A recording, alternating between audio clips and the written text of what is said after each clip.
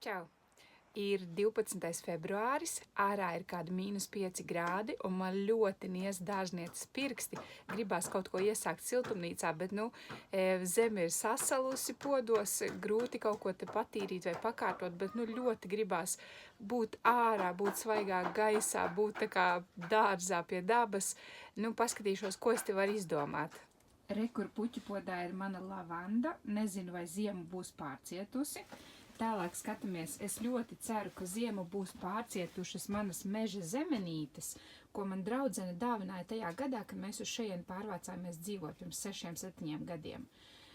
Šitais alunrūts ļoti košs vēl, bet, es domāju, ka ziemu droši vien viņš nepārcietīs, jo viņam tajā podiņā tur pārāk pa augstu liekam saknītēm. Un tālāk ir tādi darbi, ka ir jāiztukšo visi šie podi no zemes, jo, diemžēl, visi čilī tur sapelēja un sapuva. Var redzēt, te ir tādas puvuma pazīmes. Tur es domāju, ka neko jaunu nedrīkst stādīt iekšā, tas viss ir, no tā viss ir jātiek vaļā, bet zeme ir sasalusi un pagaidām pat koku nevar dabūt ārā, pagaidām neko te nevar iesākt. Bet es domāju, varbūt šodien es varētu pakārtot nedaudz šos tukšos traukus, lai vismaz tāda kārtīgāka sajūta pašiem ir. Tā, es tūlīt vēlreiz parādīšu, kā te izskatās. Visa šī puse ir ar podiem. Reku šitā te.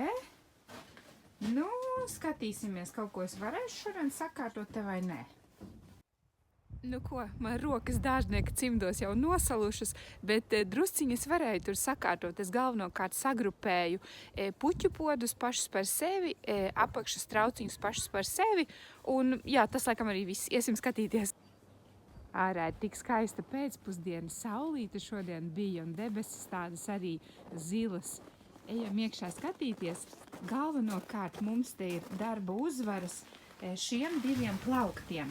Šis man vispār sanāca tukšs plaukts pagaidām, un šeit es sagrupēju puķu podus, sēšanas piederumus rekur, un šķīvīšus, ko liek apakšā.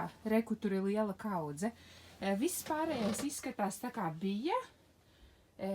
Tā. Nākamais solis būtu kaut ko iesēt. Man viena dārzniecība atsūtīja sēklas, tā kā bonusā, jo viņām ir beidzies derīguma termiņš, bet es domāju, ka no viņām tāpatās kaut kas varētu sanākt. Viņas saucās meksikāņu cepures vai kaut kā līdzīgi. Un tās es varētu paņemt mazos trauciņos un sasēt un vienkārši paskatīties, kas no tā sanāks. Līdz nākamajai reizei.